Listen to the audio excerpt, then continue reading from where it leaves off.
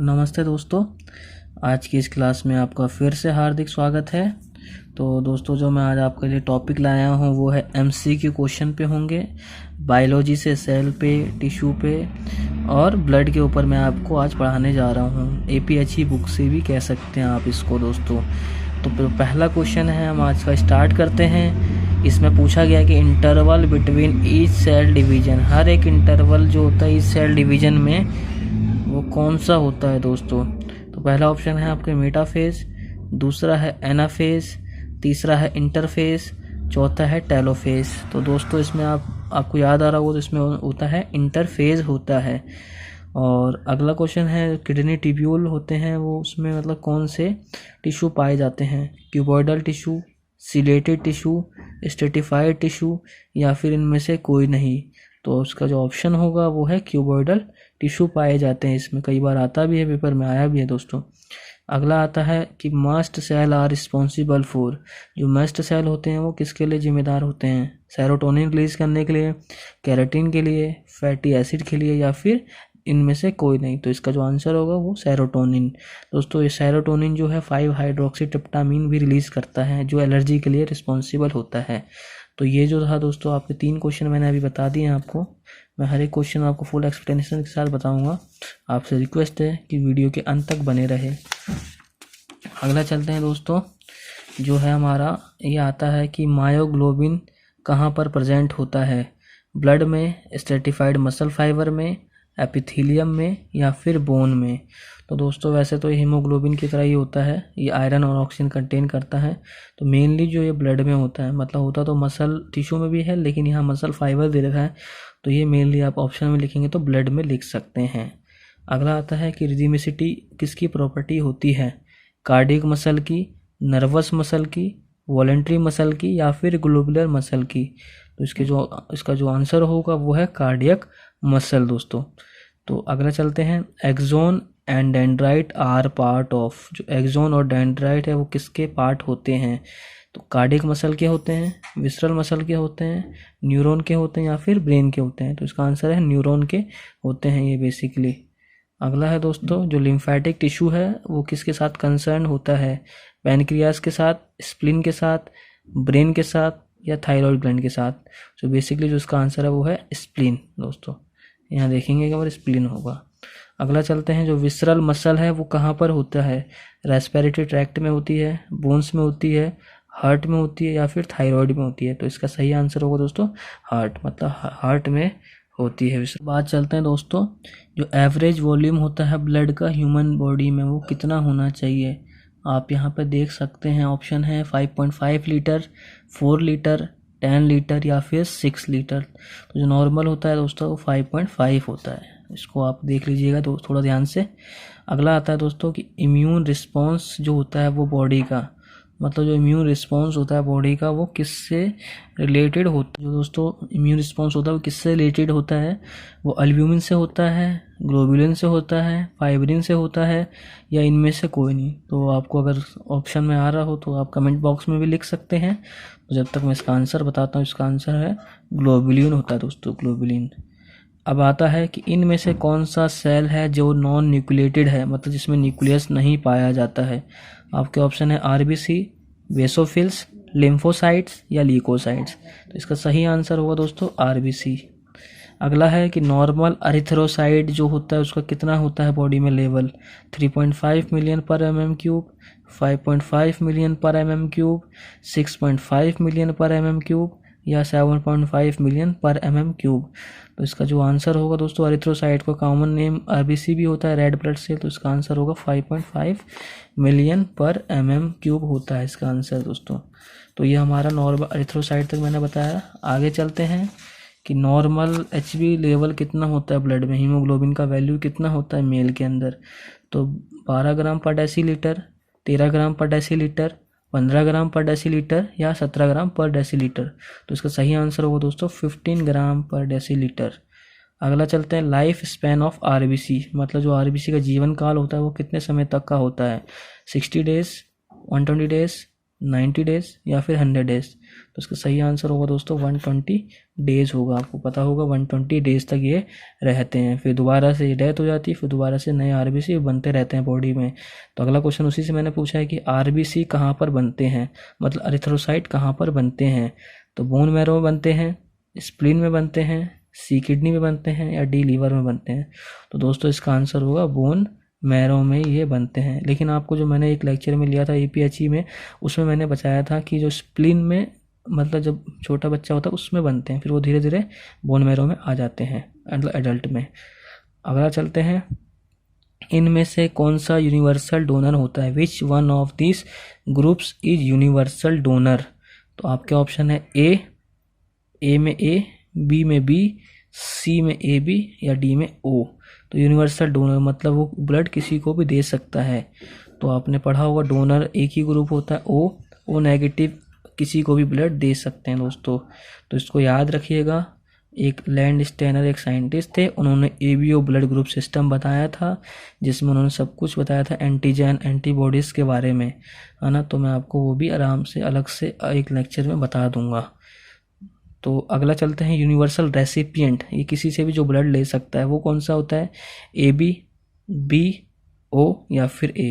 तो दोस्तों इसका जो आंसर होगा वो होगा AB, ये किसी से भी ब्लड ले सकता है दोस्तों, है ना।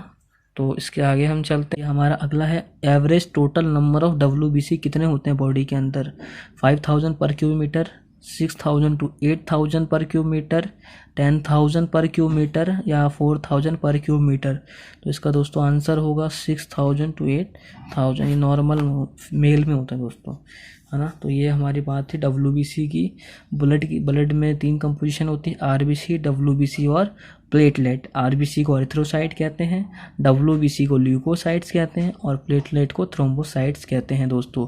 उसका भी मैं अलग से आपको बताता रहूँगा, धीरे धीरे करके हम लोग सारे एक्सप्लेन करके एक एक करके चलते रहेंगे।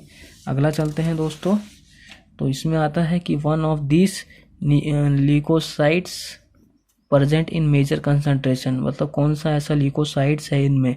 दोस्तों ल्यूकोसाइट्स के भी टाइप होते हैं, ग्रेनुलर, ए ग्रेनुलर, उसके भी फर्दर टाइप होते हैं। तो इसमें से आपको बताना है कि कौन सा सबसे ज़्यादा होता है, न्यूट्रोफिल्स होता है, इसिनोफिल्स होता है, बेसोफिल होता है या लिम्फोसाइट्स होता है। तो दोस्तों लगभग न्यूट्रोफिल्स बहुत ज़्यादा होते हैं, तो इसका आंसर सही है न्यूट्रोफिल है दोस्तों। अगला आता है कि fibrinogen is synthesised in, fibrinogen कहाँ पर बनता है। तो इसके ऑप्शन है लीवर, स्प्लीन, किडनी या बोन। तो मैंने आपको जब लीवर का एक टॉपिक अलग से बताया था, अगर आपने लीवर का लेक्चर नहीं देखा है तो आपसे रिक्वेस्ट है इस चैनल पर लीवर के बारे में आप जाके देख लीजिए उसको। तो इसका सही आंसर है लीवर दोस्तों। अगला चलते हैं दोस्तों, इसमें आता है हमारा जो एवरेज नंबर ऑफ प्लेटलेट होती है बॉडी के अंदर वो कितनी होती है। आपके option A 2 lakh, B 5 lakh, C 2.5 से 4.5 लाख और D इनमें से कोई नहीं। तो इसका मेनली जो आंसर होगा वो 2.5 से 4.5 लाख। दोस्तों 1.5 लाख से ऊपर भी होती है तो उसको भी कहा जाता है, लेकिन हमें ऑप्शन अकॉर्डिंग चुनना है, मतलब कि जो ऑप्शन में दिया होगा उसके अकॉर्डिंग हमें देखना होता है दोस्तों। अगला चलते हैं, पॉलीसीथीमिया क्या होता है। इंक्रीज इन RBC मतलब रेड ब्लड सेल्स का बढ़ जाना, या फिर रेड ब्लड सेल्स के साइज का बढ़ जाना, या इनमें से कोई नहीं या सारे। तो क्या होता है दोस्तों, इसमें जो आपका आंसर आता है वो होता है पॉलीसीमिया कंडीशन है जिसमें RBC जो है बढ़ जाते हैं। इसको पॉलीग्लोब्यूलिया भी कहते हैं, है ना। ऐसा इसलिए होता है क्योंकि ओवर प्रोडक्शन हो जाता है प्राइमरी प्रोसेस में। बोन मैरो में क्या होता है, प्राइमरी प्रोसेस होता है और इसकी वजह से क्या होता है, लो ऑक्सीजन लेवल भी चला जाता है कई बार, और रियरली मैलिग्नेंसी भी हो जाती है। पॉलीथीमिया में बहुत थोड़ी सी खतरनाक बीमारी भी कह सकते हैं इसको दोस्तों। अगला चलते हैं, मेगलोब्लास्टिक एनीमिया अकर्स होता है किस वजह से, डेफिशिएंसी ऑफ आयरन की वजह से, रिड्यूस एरिथ्रोपोइसिस की वजह से, B12 और फॉलिक एसिड की वजह से, या फिर विटामिन D की वजह से दोस्तों। तो इसका सही आंसर होगा वो विटामिन B12। तो इसको दोस्तों साइनोकोबाल्मिन भी कहते हैं, और इसकी वजह से क्या होता है कई बार मतलब मेगलोब्लास्टिक एनीमिया बीमारी हो जाती है। तो दोस्तों अगला चलते हैं, थ्रोम्बोसाइटोपिनिया ये क्यों होता है दोस्तों। ये इसलिए होता है डिक्रीज WBC काउंट, या डिक्रीज RBC काउंट, या डिक्रीज प्लेटलेट काउंट, या इनमें से कोई नहीं। तो अगर आपको याद आ रहा होगा तो अगर डिक्रीज प्लेटलेट काउंट हो जाते हैं तो उसको कहते हैं दोस्तों, प्लेटलेट का दूसरा नाम होता है थ्रोम्बोसाइट्स। पीनिया मतलब होता है कम होना, प्लेटलेट के काउंट कम हो गए तो उसको थ्रोम्बोसाइटोपिनिया कहा जाता है। तो दोस्तों ये हमारा अभी तक था थ्रोम्बोसाइटोपिनिया का, मैंने आपको बता दिया। अगला चलते हैं, हमारा आज का लास्ट पेज होगा ये। तो मैंने आपको टॉप 30 क्वेश्चन मैंने बताए हैं इसमें।